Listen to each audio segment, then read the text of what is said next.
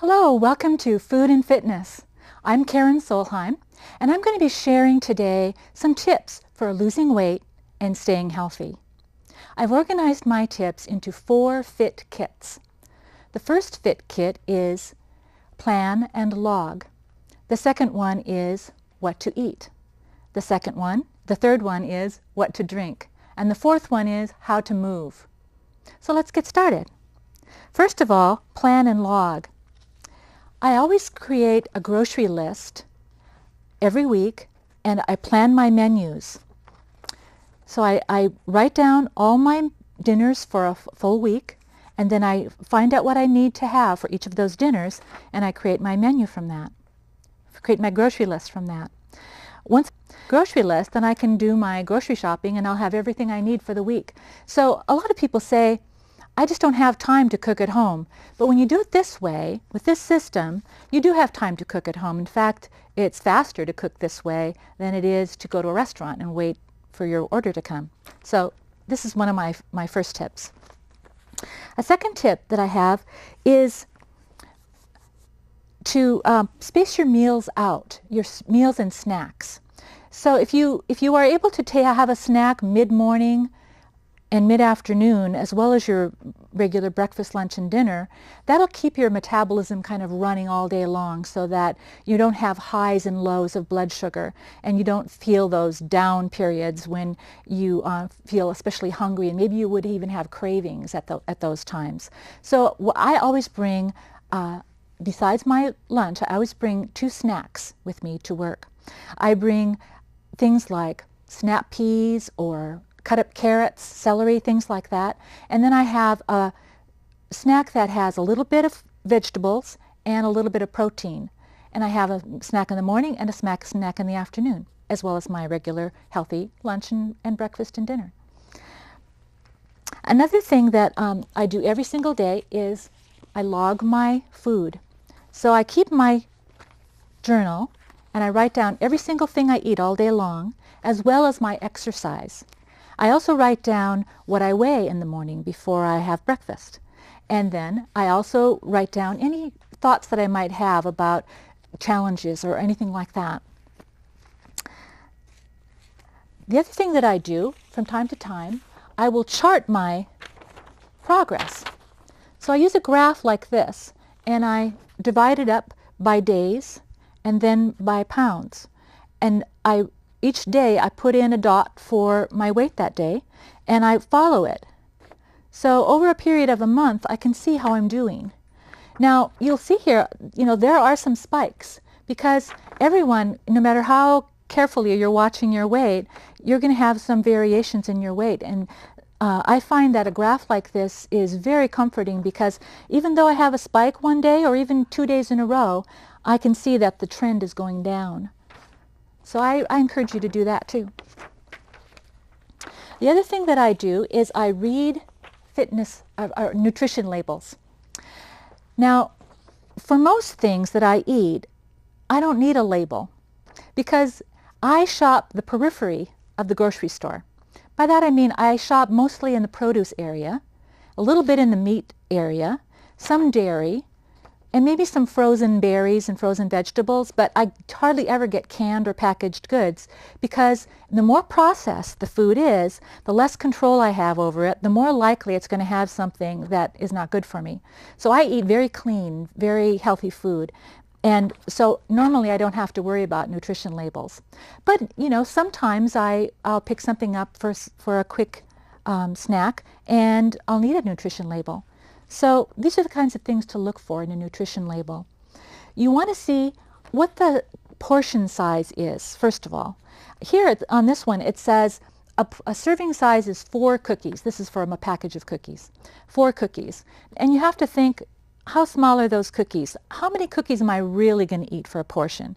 So you want to think about what the actual portion size is that you're going to be using.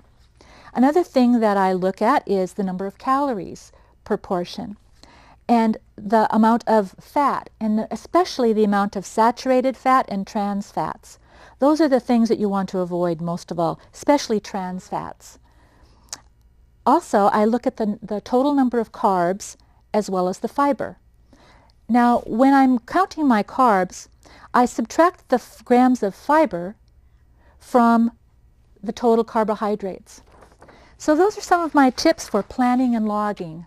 I hope you enjoyed them, and I hope that they'll be useful to you.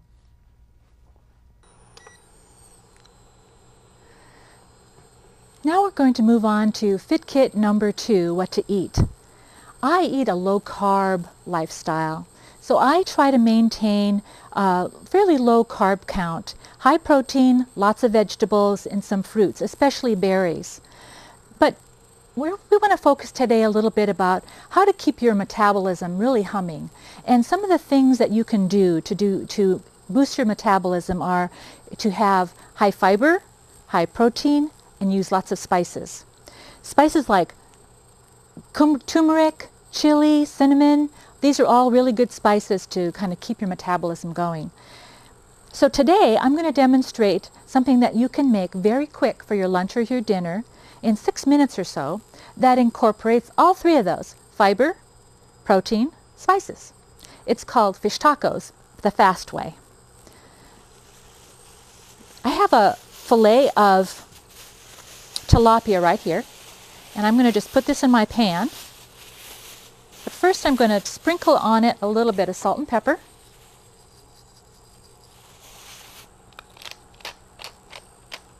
And a little bit of chipotle seasoning.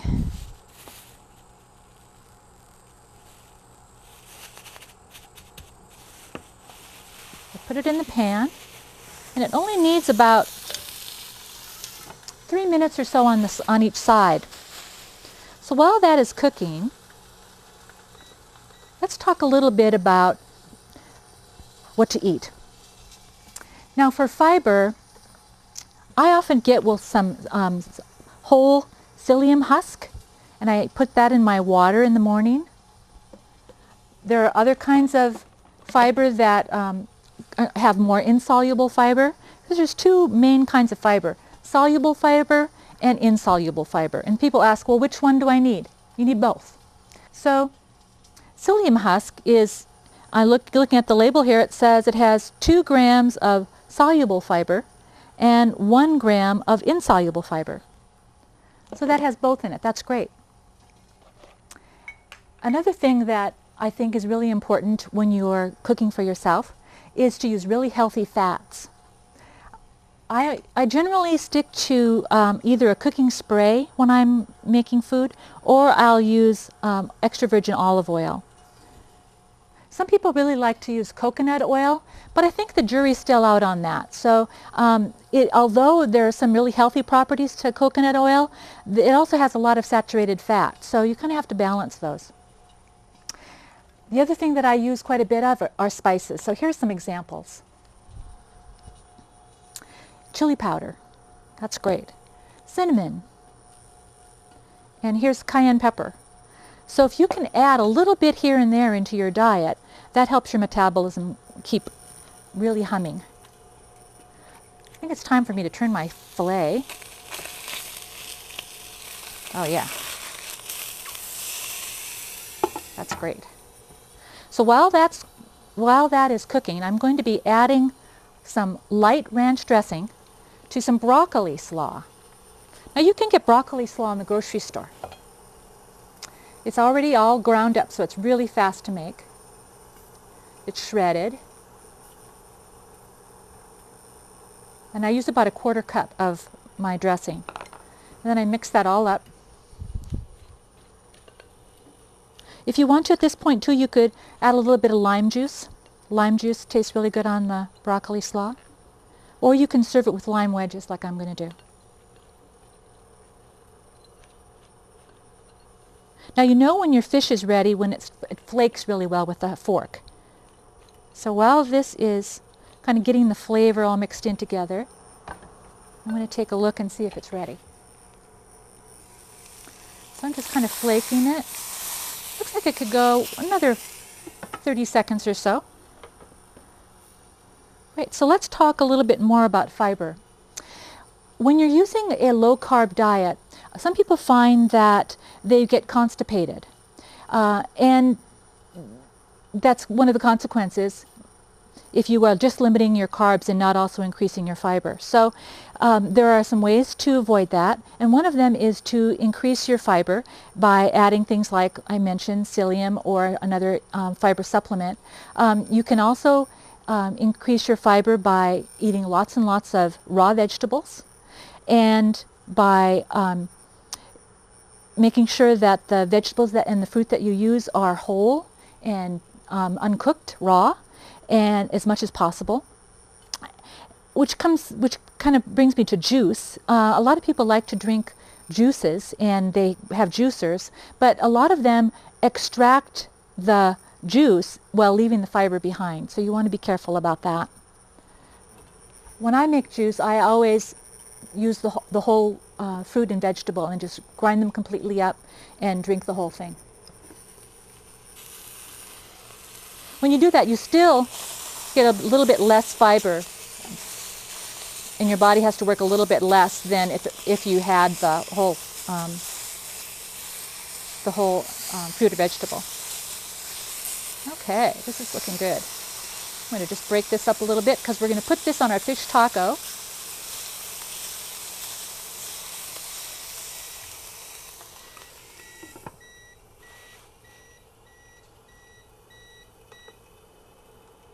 Great. Okay, let's put this together now. So for each one, I'm just going to put a little bit of the tilapia fillet on the taco. I'm using hand-rolled corn tortillas here. They're 6 inches. And when you get these, you want to take a look at the label and make sure that you get one that has high fiber, no saturated fat if you can avoid it, and the lowest carb count that you can get. Okay, and then I'm just going to add a little bit of the broccoli slaw. I like the broccoli slaw better than just plain old coleslaw because I think the fiber count is higher, and I think that the nutrition is a little better. This one has some red cabbage mixed in as well as carrots. So it's a good mix of vegetables. So this can serve 2 to 4 people, depending if it's lunch or dinner. And then you just fold them up like this.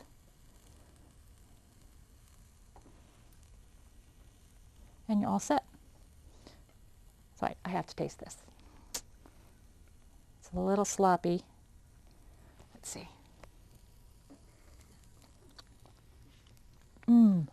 Oh, that's good. I think I'd like a little bit of lime on top.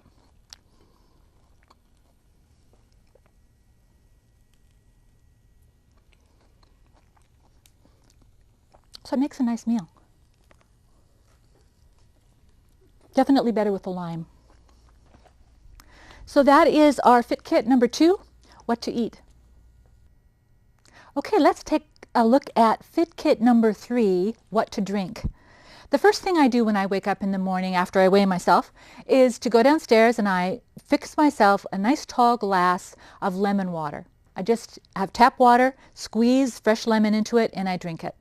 I think it's really important to stay hydrated, and that's the first thing I do every morning. Sometimes it's difficult to stay hydrated.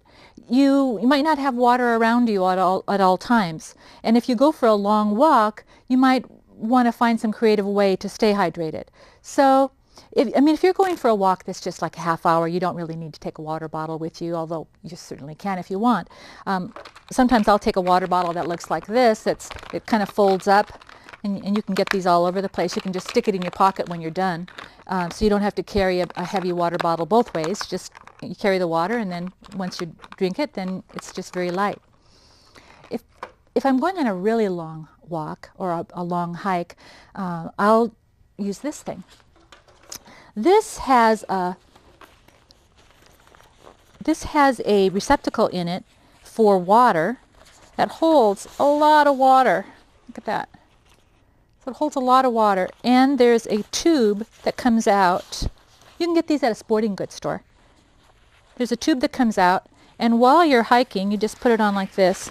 While you're hiking, just take this off, and you can just drink the water just as you're hiking. You don't have to stop and get your water bottle out or anything. It's just very fast. In fact, there's still a little bit of water in here.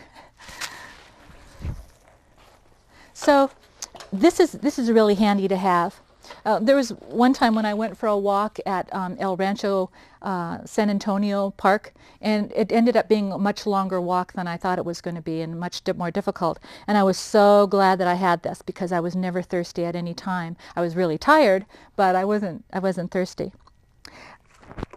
Another thing that I drink a lot is green tea, and usually I drink it iced. So I will take 2 packets of green tea or a couple of teaspoons of loose tea. I'll put it inside of a teapot and then make the hot tea so it's extra strong, and then I'll pour it over ice. And I'll fill the container up all the way to the top with ice. And so I'll have iced tea instantly. And this is great. These are 2 of my favorite. This one is pomegranate superfruit, and this one is blueberry. So you don't have to just have plain old green tea if you want to drink green tea or any other kind of tea. There are lots of different flavors, and you want to try different things. Make it interesting. When I stopped drinking soda, I started drinking iced tea, and I'm really glad that I did. I haven't had a soda for quite a long time. I had 1 soda, I think, in the last 4 months. So that has been really a help for me. I also eliminated all of the artificial sweeteners. So when I drink my tea, I don't add any sweeteners at all, and especially sugar. But I also don't use any of the little colored packets. When I started taking probiotics, I found that I didn't have as much trouble with constipation or diarrhea. I found that I felt better. So I kind of recommend that. It works for me, and maybe it'll work for you too. I take probiotics in a capsule form that I got at the health food store, and sometimes I'll get some kefir. My Russian friend tells me that's how it's pronounced, kefir. And that is like a liquid yogurt drink that has probiotic ingredients also. So those are 2 of the things. I also drink some high fiber juices. And as I mentioned, what I do is I'll take maybe 2 cups of spinach or greens and stick it in here. Add some raw carrots, some berries, especially frozen berries, and sometimes I'll put a little bit of banana, although banana is pretty high carb, but it really adds to the flavor and the consistency. So I'll use that also.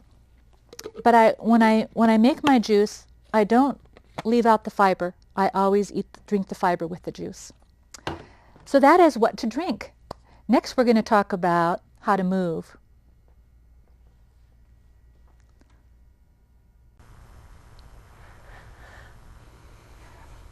Today I have with us a special guest. This is Nicole Dillman. She's a fitness specialist, and she's here to talk to us about my Fit Kit number 4, how to move. One of the things that I do every day is, well, almost every day, well, pretty much every day is go for a walk. I go for a walk at lunchtime. So I put on my sneakers and I head down the stairs. I walk down the stairs, 5 flights, and I head out for a walk, and I walk the Mission College Loop, which is maybe 2 miles, something like that. But I always wonder if my posture is good.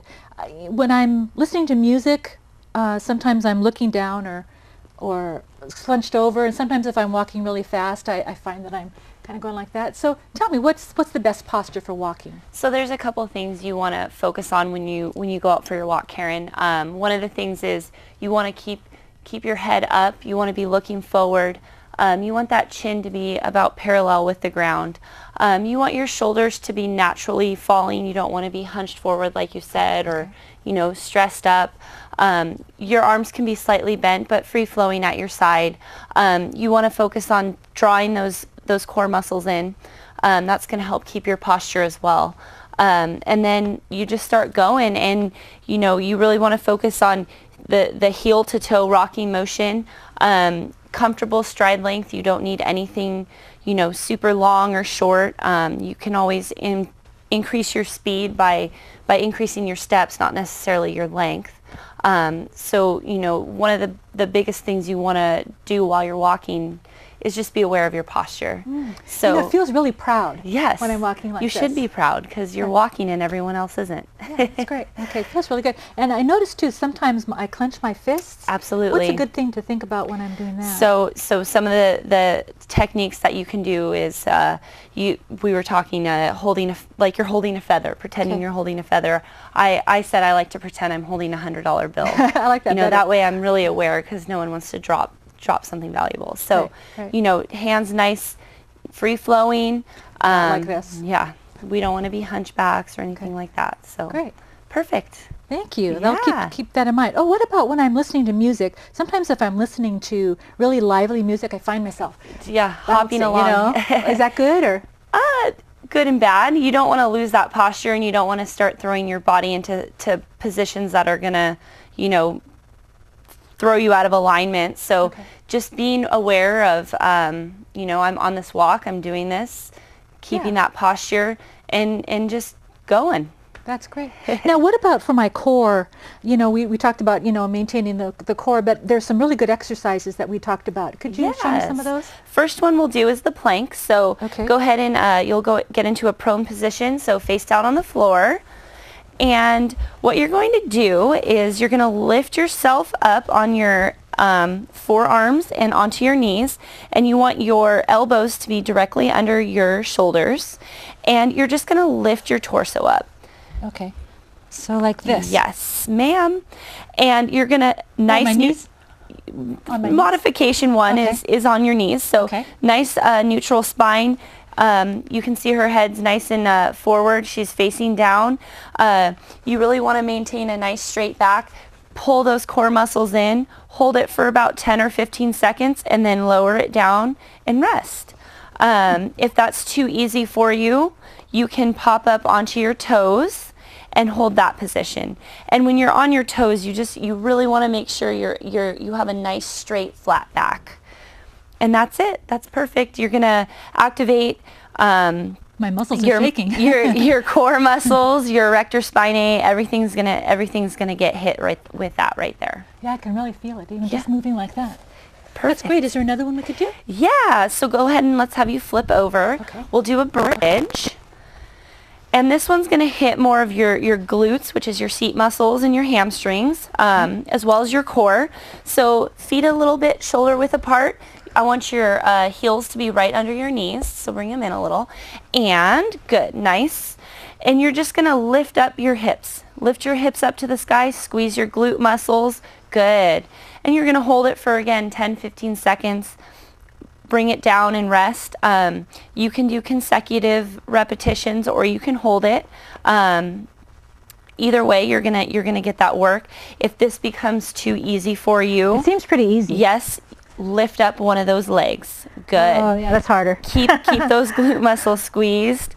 Good. Oh yeah, I can feel it. So you can again hold that 10-15 seconds, bring it down and rest. And then do the other leg. And make sure you do the other leg because you don't want to be unbalanced. Yeah. And walk sideways. Yes. Be walking in circles. Good posture though. That's great. Great.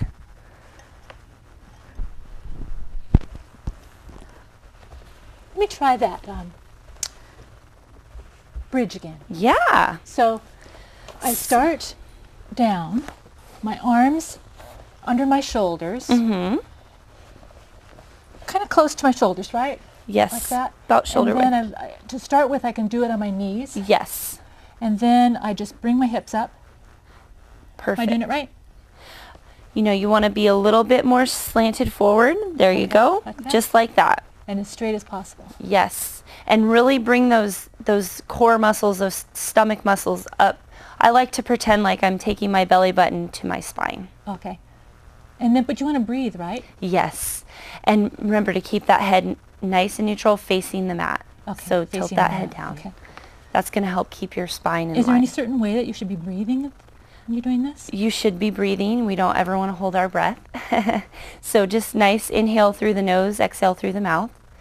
Okay. Good. And then relax, right? Yep, relax. Okay, and then the other one was on my toes, right? Yes. So let me see if I can do that. Perfect. Good. And keep that nice bottom and down straight. Nice and straight. Almost bring those hips up a little bit more. There you go. Just like that. Perfect. Oh, wow, that's really good exercise. Okay, and then we were going to try, again, I was going to do the, what is it called? The bridge. The bridge, yes. Let's do the bridge again. So another thing you can do with the bridge is when you get in position, you can go ahead and lift your hips up there. Good. And what you can do is kind of do a little march with your feet. Like pick them up Yep. and down again? Yep. Oh, and then I want my feet under my knees? Under is that your right? knees. Yep. Okay. So, oh, that's Good. And interesting. keep those hips up. There you go. A nice little isometric movement for you. Isometric, but moving at the same time. Oh, that's hard. And then the other one is holding one foot up. Or Now, you should I can- point my toe or have it flexed? Doesn't matter. Okay. Whatever's harder. They're both hard. Perfect. And then we'll do the other one. Because you always want to do the other side. Yep. So you don't walk lopsided. Okay. Perfect. Oh, that's How we great. feeling?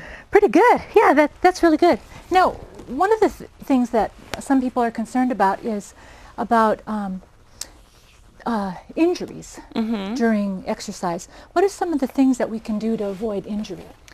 So when you start becoming more active, especially going from being very inactive to being very active, you always want to ease into things. You don't want to go from doing nothing to running a half marathon.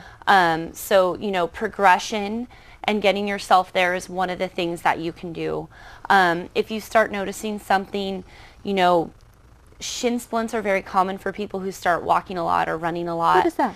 A shin splint is inflammation in your shin muscle, essentially. So the only true and fast way to get rid of them is to actually stop doing the exercise. So listen to your body and take care of anything so it doesn't become chronic. Great. Well, these are great tips. Yes. Thank you so much for being with us, Nicole. I'm glad I was here. That was great. Thank you very much. All right. Well, and thank you for joining us, everyone. This has been wonderful, and I hope you join us again next time.